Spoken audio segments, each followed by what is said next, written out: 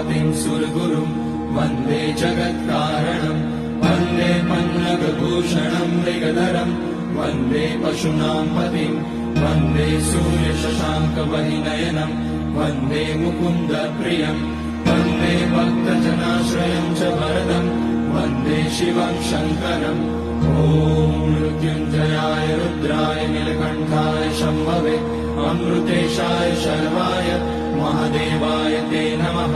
नमस्तेऽस्तु भगवन् विश्वेश्वराय महादेवाय त्र्यम्बकाय त्रिपुरान्तकाय त्रिकाग्निकालाय कालाग्निरुद्राय नीलकण्ठाय मृत्युञ्जयाय सर्वेश्वराय सदाशिवाय श्रीमान् महादेवाय नमः।